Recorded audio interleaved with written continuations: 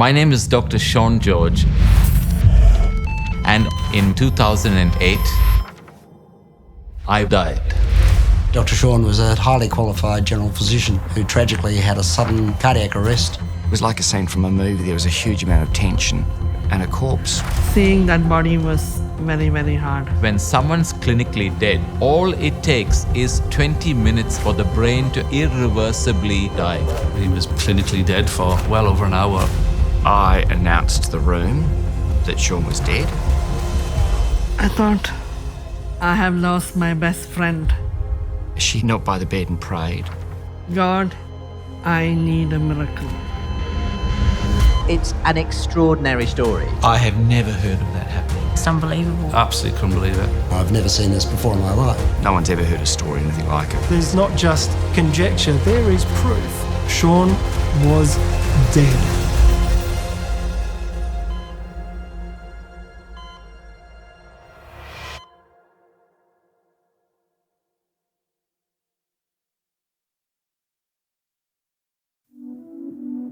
I haven't seen many things that I would call a miracle. In fact, I don't think I've seen anything I'd call a miracle, except for this.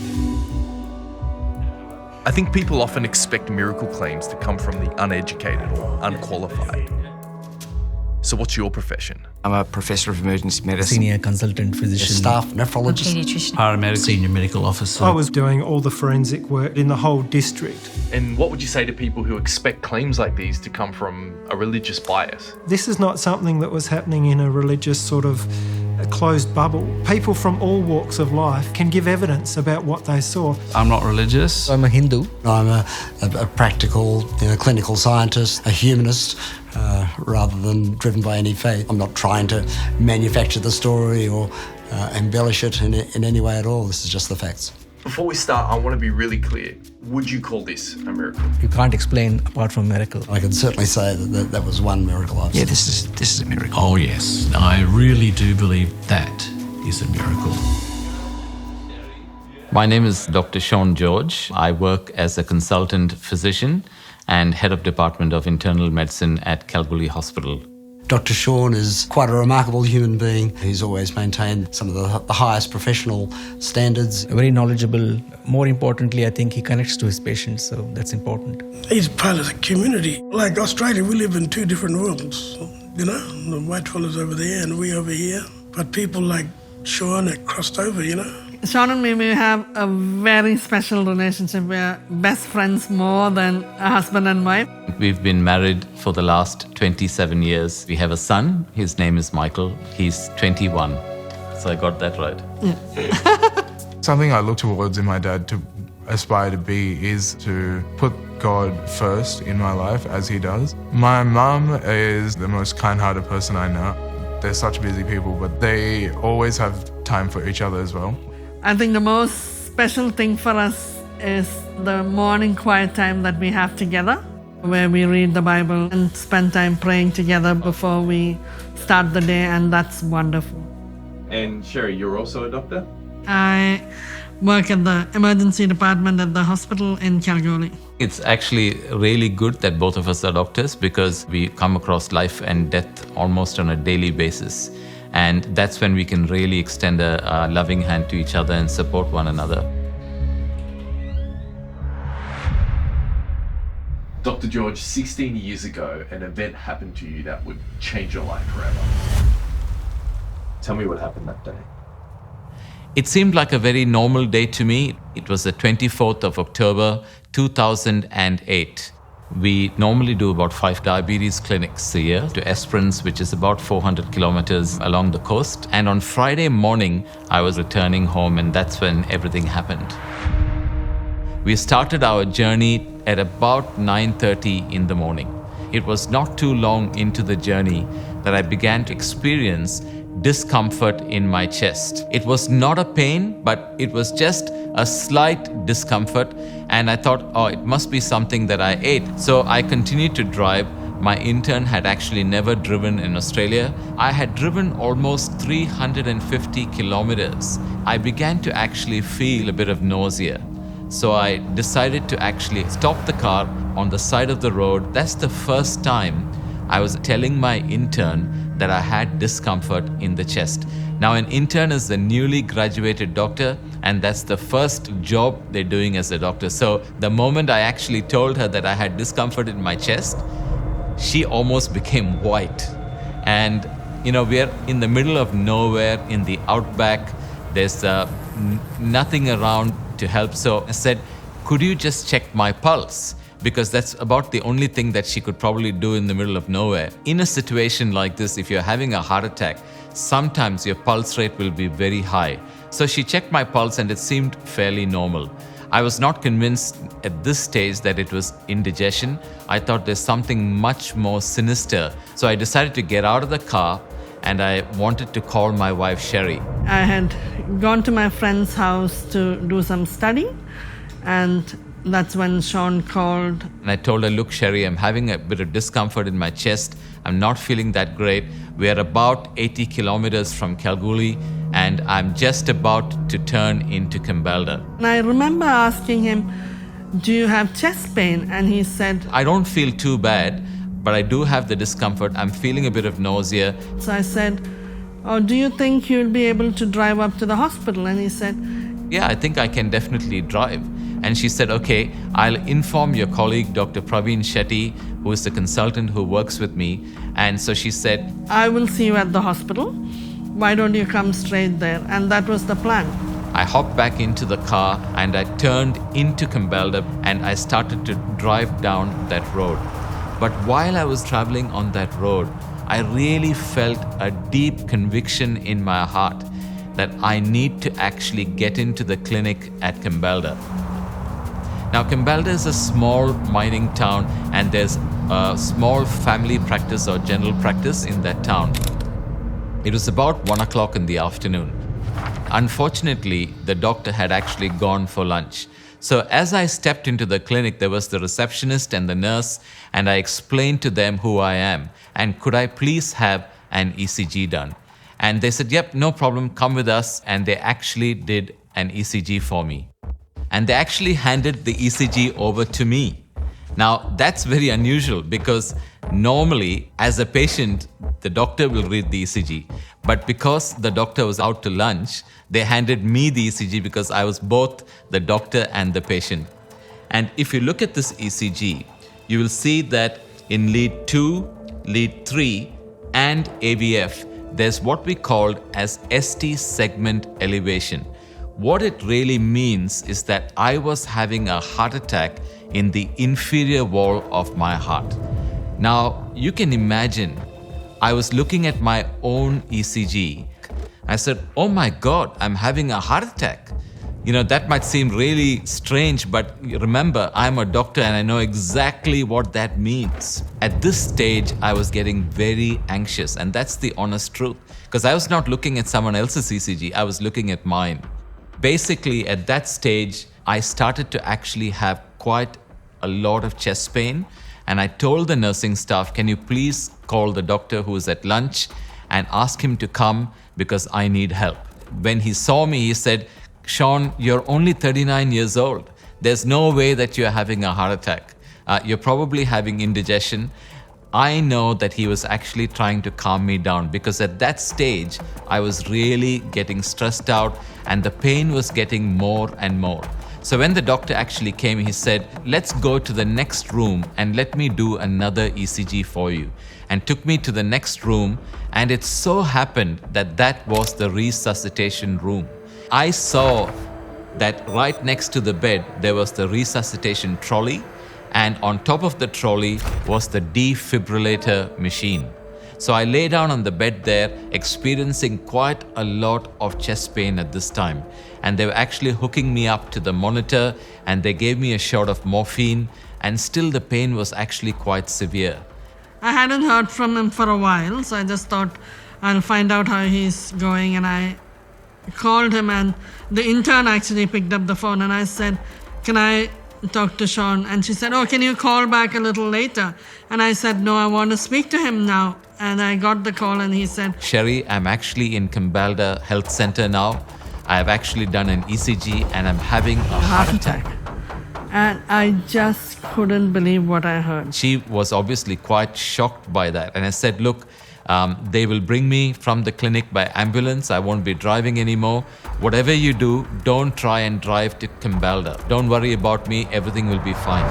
So then here I was, I didn't know what to do. So I just rushed to the hospital to find Dr. Shetty to tell him that Sean was going to come because he wasn't well. As I was laying down on the bed, I noticed that my pain was getting worse. I looked at the heart monitor and I noticed that my pulse rate was going up. My blood pressure was actually going up, and I was thinking to myself, that's not good. And that was the last thing that I actually remember seeing. So Dr. George was working for you at the time. How did you get the news? I received a phone call from Kambalda. I was told that he'd had a cardiac arrest. It was quite concerning to me, obviously. I didn't want to lose my friend, neither did I want to lose my head of medicine. So I went down to the emergency department. Dr. Steve Dungy was working there. He said, Sean's had an arrest and CPR is in progress. Will you go down there? I really argued. I had a job to do at the hospital and I just felt like it was a waste of time. I said, I don't know where Kambalda is. I said, I don't have a car. He said, we can lend you a Country Health car and someone to drive with you down there. I think he was quite dubious about being any use at all because Kambalda was about 60k, so it would take at least half an hour to get there. I was the most reluctant person you've ever seen. I just said, this is a waste of time. He's either going to survive or he's not, and my presence at his resuscitation is not going to make any difference. When I get there in 45 or 50 minutes, he'll be dead or alive, and I've got no ability to impact on the outcome. I think he'll be dead, you know. And he said, will you please, as a favour, please just go down. He's the head of medicine. He agreed to go, so I was very pleased about that. So I jumped into a car with a colleague, Dr. Reddy, and we trundled down the road. I did not break the speed limit. I didn't think there was any point because, you know, we're so familiar with this. I knew what the outcome was going to be. I thought I did. What I was told by the doctors who were there on the day was that I actually had a seizure and that was it. I was in cardiac arrest. So the doctor and my intern immediately, along with the nursing staff, started to do CPR until they could actually connect me to the defibrillator. While my resuscitation was actually happening in Kambalda, Sherry actually received a phone call. Sherry, Sean's wife, was with me, and Ben Ansell was one of our good friend of both me and Sean. Dr. Shetty got the call and he was so stunned. I think he didn't know what to say. I got a call saying that we've got Dr. Sean George here, and he's had a cardiac arrest, and we've tried to resuscitate him, and we haven't been successful so far. I remember him saying, what? And he kept saying, what? And then he just said, Sherry, Sean's arrested. Sherry got obviously very upset, and then we said, okay, we should drive down. It didn't make any sense to me because I'd spoken to Sean a few minutes ago. I didn't realize that it was that serious. I was shocked to actually find out that this person was my boss, Sean. So that was the shock.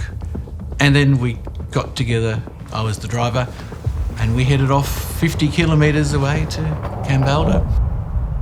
So when they actually connected me to the defibrillator, they noticed that I was in a shockable rhythm, which was ventricular fibrillation. When a person's got a heart and they initially go into cardiac arrest, the most common rhythm we see is something called ventricular fibrillation. It's chaotic electrical activity. What you need to understand is when someone's clinically dead, they can still be in ventricular fibrillation because ventricular fibrillation means that there is no blood going out of the heart to the rest of the body. All the heart is actually doing is shaking.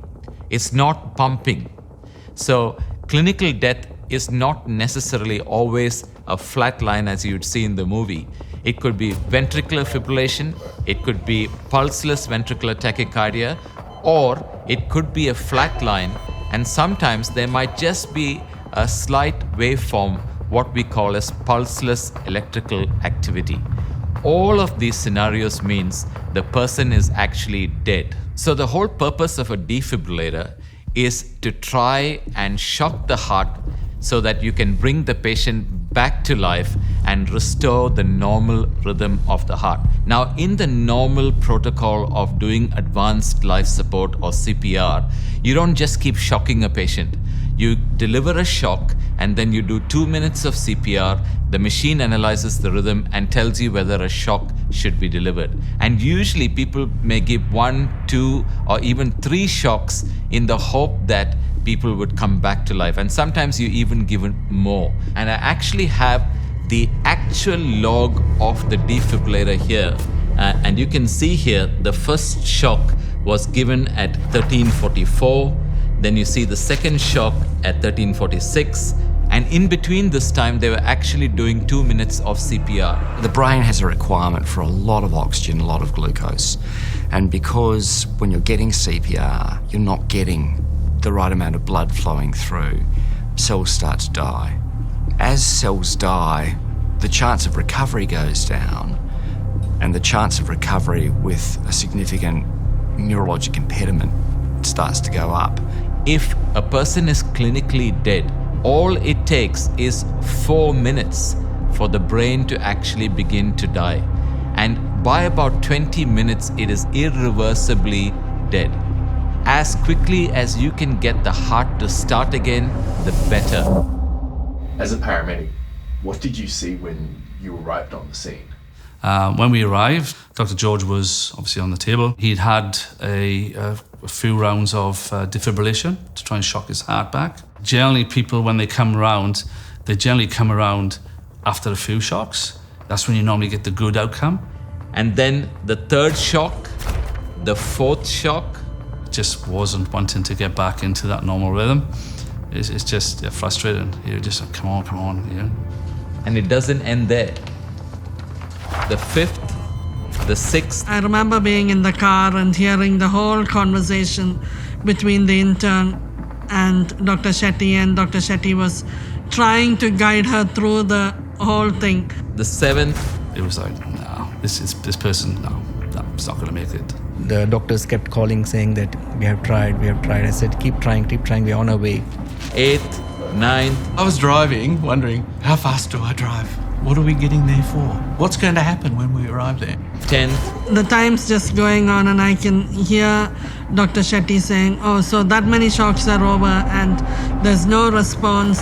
11th, 12th. In my mind, I was thinking, oh my God, what am I going to do? 13 shocks were given over a period of 48 minutes. But after 48 minutes, when the machine actually analyzed the rhythm, it did not actually recommend a shock, because from the state of ventricular fibrillation, I progressed into a flat line.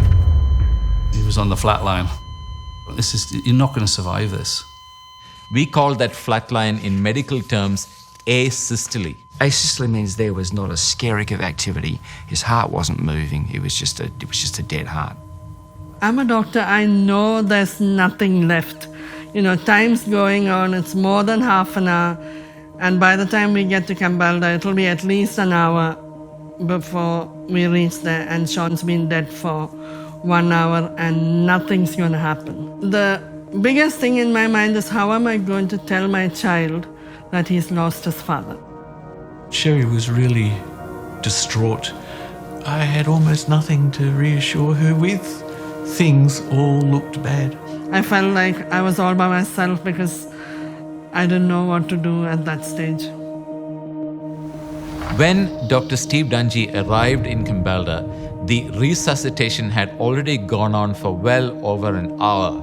The entrance was into a crowded room where there were 2 paramedics taking turns to do CPR, an entirely lifeless body, a monitor that showed a flatline trace, which means there's just no electrical activity in the heart. It was like a scene from a movie. There was a huge amount of tension and a corpse. You received a call from your dad that changed everything. I vividly remember the day. While doing the shopping, one SMS came. It was from Sherry. The message was, please call back immediately. So I was already in the car going to Cambalda when he called, and I said that Sean had arrested. First, when she said Sean is arrested, I thought police has arrested him. Then suddenly I thought probably he might have overspeeded or some rash driving police has arrested him. So I told her, go and get a lawyer and get a bail for him. And he asked, what do you mean Sean's arrested? Did the police arrest him? And I thought to myself, what are you saying? And I'm trying to, it's a serious matter, but my dad thought that it was the police. Then she told me, no, Dad, it is cardiac arrest.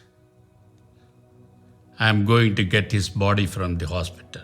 Even today, I can hear my dad cry. It was such a loud cry, and he said, no, that can't happen, that can't happen. I was crying myself, and I was trying to hold myself all together because I was in the car with other people. And Sherry's next to me on the phone to her father saying, here's what's happened. He's too young to die. What will I do? What should I do? That was a shocking moment. So just imagine a daughter asking her father, what should she do when she is going to collect her husband's body? It was a real shock to me. I didn't know how to answer. So I prayed to God, what answer should I give? I was crying and I told her, you don't worry, God is in control of all situations. You go and pray. I want you to go there and pray. And I thought to myself, you can't understand, I'm telling you he's dead, I'm going to collect a dead body. But then I thought to myself, oh, after all, he's a godly man and he has said to go and pray. So there's no harm. I didn't have faith, but I thought in my mind, oh, okay, that's a good thought. No harm in praying and to see what will happen. God gave me the courage to tell that to her. And I really thank God that He gave me that advice. I don't know deep down whether I would have done it myself. I didn't have the faith to believe that God would do it for me. I know God can, but would I have done it on my own? I don't know whether I would have. Professor Dungy, it's been over an hour. Nothing is working. What do you do? I announced to the room that Sean was dead, and I said we're going to make a last couple of attempts. This is it. After this, everyone agrees. All the doctors there, everyone sort of, yeah, look, there's not more we can do about this. If you've ever been in a resuscitation situation, you have to discuss that with everybody who is there. And my intern, she was really, really upset. Now, she knew that Sherry was actually on her way to the clinic at Cambalda. One of the junior doctors said, his wife's coming. Can we hang on till she gets here? I was actually a bit reluctant. I didn't think there was any point in continuing things. They decided that they would try another 2 cycles of CPR. Then they would actually completely stop the resuscitation. At this stage, Dr. George's wife appeared. When we reached Cambalda, I was in such a bad state. I felt that I had no strength to even get out of the car. When Sherry actually walked into the clinic, the doctors were standing back, except the doctor who was giving me some oxygen. Everybody else stood back, and the cardiac monitor was just a flat line. She's a doctor as well, and obviously she could, with her profession, she understands the ramifications of what's in front of her. And I walked into the clinic and I saw Sean lying there. He was white. Seeing that body was very, very hard. Sherry arrived, spoke to Sherry. He held my hand and he said, Sherry, I'm sorry, but Sean's gone. You can go and say goodbye. Remember, I was dead for an hour and 20 odd minutes by this time. So my body was actually cold. I remember going and holding his hand, and it was so cold. And I thought, I have lost my best friend. while she was there holding my hand, she remembered what her father told her in the car. I remembered what my dad said. Just go and pray. Sherry knelt by the bed and prayed. She was teary and she was saying her prayers. So I just held his hand and I said, God, he's only 39. I'm 38. We have a 10-year-old boy. I need a miracle. I heard a gasp. But almost simultaneous with that was this extra added sound.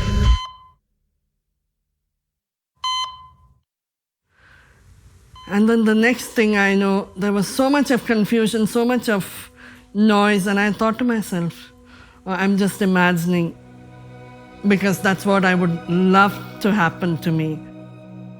And then everybody became very excited, and we started continuing the CPR. I opened my eyes and then everybody was like, move, move, move. She was asked to move aside, and initially she was confused. Was she hearing this in her mind, or did my heartbeat actually come back? And when I heard all that noise and all that commotion, then I looked up at the monitor, and then I realized that Sean's heartbeat had come back. And when I heard the monitor with the beep, I just thought, oh, that's something very special. His heart started pumping. I thought, whoa, that's amazing. It was an amazing feeling to see the pulse coming back, to see the monitor showing his pulse back. So it's hard to describe. I turned around and his heart was beating very irregularly in a rhythm we call atrial fibrillation. Obviously now they couldn't send me to the morgue, and so they started to actually work on me again. He began to have pink froth boil up the tube, and I started giving really enormous doses of adrenaline to keep his heart going. And were you hopeful at that stage? To be honest with you, for doctors in my position, often that's just a problem. The heartbeat's back, you've got temporarily some kind of activity, but you pretty much know the writing's on the wall. It's not going to go anywhere. I said to Sherry, we need to get him back to Kalgoorlie. He's probably going to die. They decided that they should transport me from Kambalda Clinic to Kalgoorlie Hospital. The commotion was about, let's get things going. Transport, organise a police escort, get cold fluid and cold packs on him, let's cool him down. We jumped into the ambulance, we trundled up the road back to Kalgoorlie, me in the back seat, constantly bolusing large bolus of adrenaline, pink froth boiling out his tube. Me, Dr. Shetty and Dr. Ansel left in the cars, and Sean came by ambulance.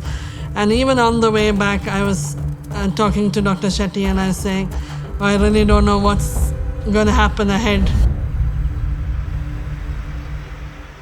When I finally arrived at Kalgoorlie Hospital from Kambalda, almost like a dead body, I was told that a lot of my friends, colleagues, nursing staff, they all came down to the emergency department and actually said goodbye to me.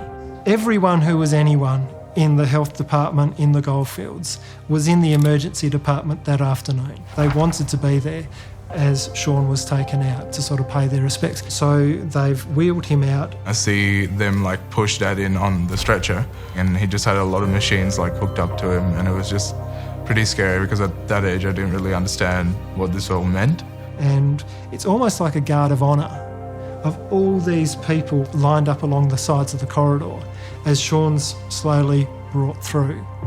I had seen that once before in my work where there was an underground explosion, and it struck me that that's sort of what was happening here. They were saying goodbye.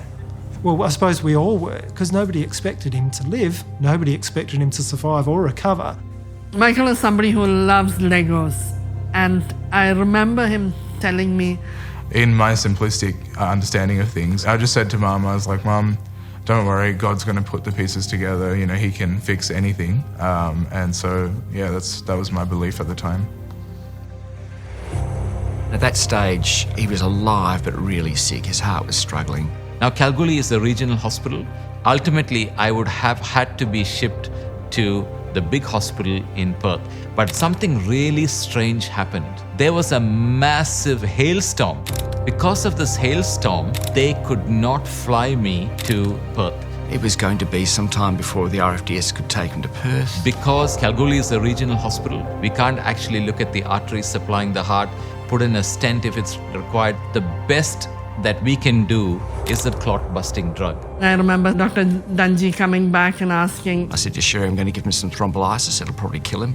This is a clot-busting drug. Figured that was the best thing I could do in the circumstance, but there's pretty good evidence that if you use thrombolysis in this circumstance, it's burn or bust. And I remember telling him, God has done a miracle. I believe Sean will live. Let's just go ahead and do it. She was confident that, something amazing was going to happen.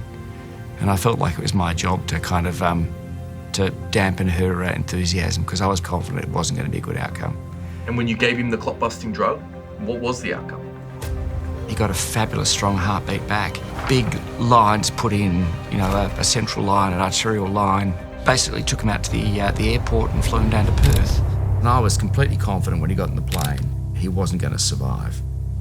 For patients who have been arrested for a really long period of time, the other organs in their body don't work anymore. Very often their gut is dead. They have a brain that is swelling every hour, getting more and more swollen, crushing itself. These guys tend to die in less than 24 hours.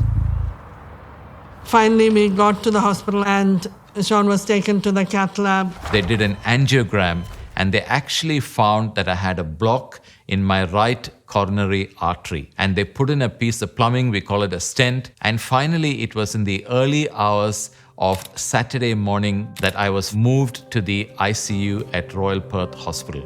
Most likely, medically speaking, I was brain dead. And what evidence was there that you're most likely brain dead? This is a picture showing my kidney functions. I'm a kidney doctor, so I see people with kidney problems, and his kidneys had shut down completely. Because the blood supply to all my organs was cut off for such a long time, I actually developed kidney failure. Any insult that's bad enough to shut down your kidneys is almost certainly going to shut down your brain as well. The liver also got damaged. You can see his oxygen concentration was low enough to cause significant damage to his liver and his kidneys. They're very durable organs. They do a lot better than people's brains do. A person's brain starts to die really fast. You don't need to be a doctor to know how bad this actually looks. And if you look at this machine here, this is the machine that was actually doing the breathing for me. Because just remember, I am supposed to be brain dead. My kidneys had failed, my liver had failed. I should have had no brain function. I see that his liver is not working, his kidney is not working. Remember, being both a doctor and the wife was a very difficult balance at that time. The doctor mind in me says, oh, his brain should be affected too. Every day I'd come and see him and talk to his wife. But in my heart, I just thought this is an awful tragedy. There is a man who has got an irreversible brain injury after a very prolonged hour and 20 minutes resuscitation. Medically speaking, this is horrible because his brain should be 100% dead. I thought to myself, I hope I don't have to make the choice one day of having to say, let's turn off the ventilator because he's going to be a vegetable. And how am I going to deal with that situation was going through my mind.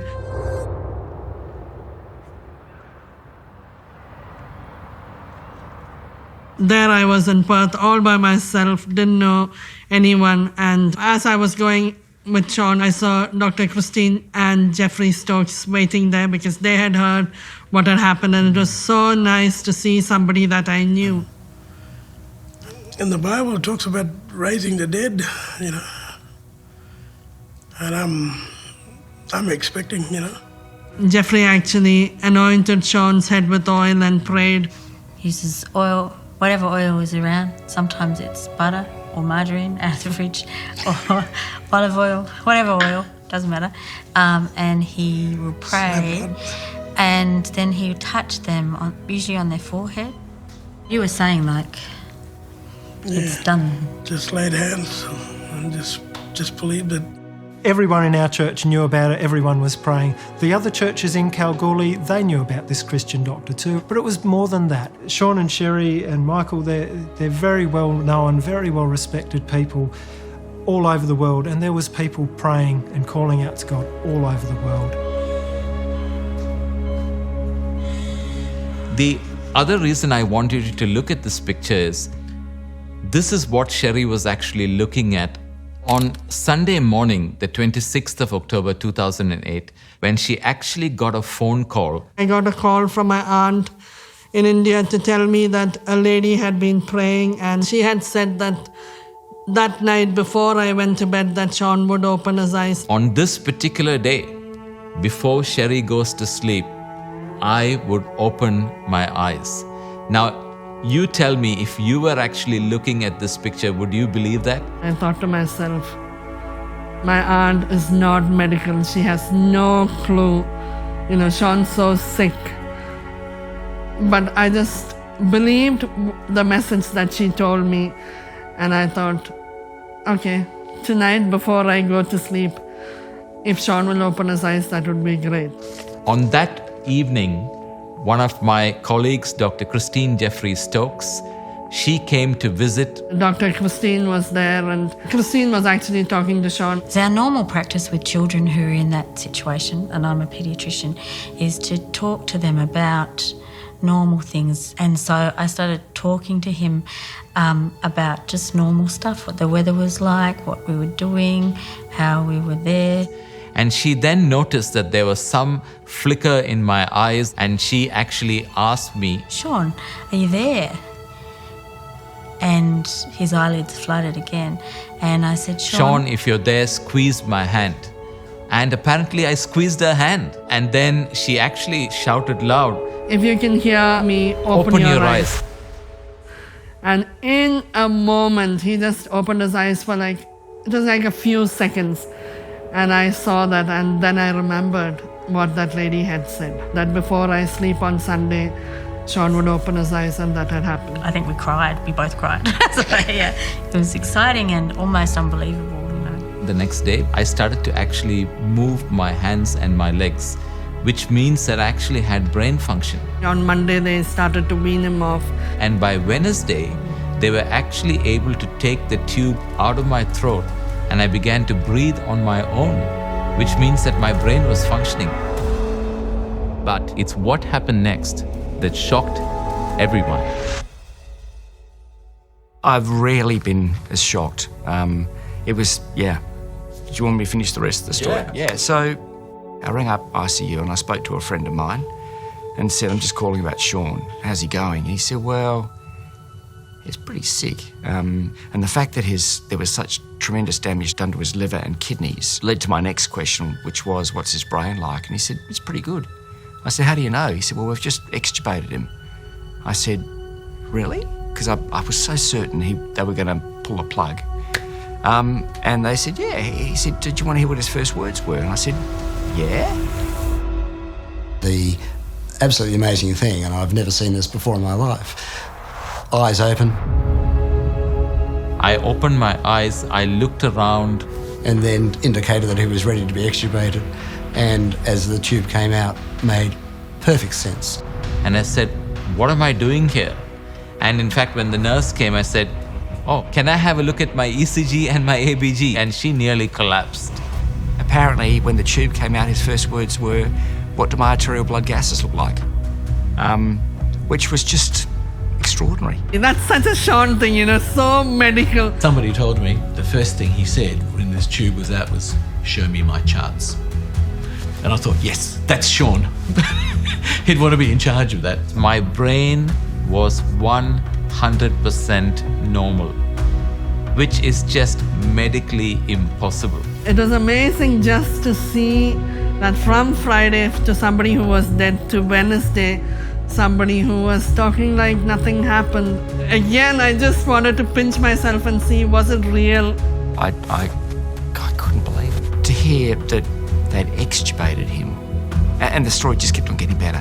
You've extubated him and he's talking and his brain's normal. It was just wow, wow, wow. I got a call from Sean. Hey Praveen, how are you? He said. And I was just shocked. The fact that he was conscious, well, that was reasonably remarkable. But the fact that he was talking and making sense, oh yeah, now that's a miracle. And the fact that his personality was there, oh yes, I really do believe that is a miracle. We couldn't believe it. Absolutely couldn't believe it. I went up to see him and he was as sharp as he ever was.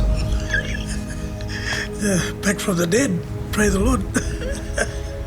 Sean was discharged on the 13th day, and I didn't think we would come home so quickly. And people who actually came to visit me, they asked the doctor, so where's Dr. George? And they said, Miracle Man has left the hospital. In 2 to 3 weeks, he was doing things on his own. It was just amazing. To make not just a good recovery, but an instantaneous full recovery was quite jaw-dropping. In less than 2 months, he was back to work. A few weeks later, after rehab, everything, he walked into the hospital back in Kalgoorlie. The fact that he went back and did his full duties as the head of a medical department of a large base hospital. Now that is a miracle. I have never heard of that happening before. It's unprecedented. And I've told this story at international meetings in Japan and other places overseas, complete with rhythm strips, and the room goes quiet because no one's ever heard a story or anything like it. It's amazing. I'm very happy to say that this was an extraordinary, and he likes the word miracle, and I like the word miracle because it fits so nicely with his intrinsic faith, and I can certainly say that was one miracle I've seen. Medical science can't explain apart from miracle. Yeah, this is a miracle. One of the most extraordinary things about this story is that you are a doctor who is completely familiar, in fact, a leader in your field when it comes to these phenomena. One of the biggest advantages of this actually having happened to a doctor, I had that unique advantage of being able to understand what actually happened, piece the story together, collect the evidence, put that evidence out there so that people can see it for themselves. Even though it's 11 years down the track, every time I think about it, I get quite emotional because God answered my prayer even though I didn't have the faith, and He is God. The thing I remember is that there was an overwhelming sense of pessimism from every single person involved except for Sherry. She had great faith. It's very different when it happens to you and you know that God answered your prayer. It gives me great faith. It's not that I'm anybody special, but God really heard my cry, and I think He blessed me. I feel really privileged because He answered my prayer. What's your message? I really hope that people will think about their life very seriously. You have one life, or most people have one life to live. I was given another chance. But my encouragement to you would be, please consider what you're doing with your life. The most important decision that you can ever make is about where you will spend eternity. Can I humbly request, choose life. Choose life with God. I think that's the message I'd like to say. I think for me, the most important thing is, okay, I've experienced miracle and everybody thinks, oh, life's beautiful after that. But life is hard and, there are difficult moments in life. But we have, as a family, chosen to live for God, and that's my desire for everyone, to know God and to follow Him, because there is an eternity and we want you all to be in heaven with God. Father, I just want to pray that those who are actually listening to my story and the second life that you've given me, that it would result in them having a second chance in their life, and that they will spend eternity with you. Amen. Amen.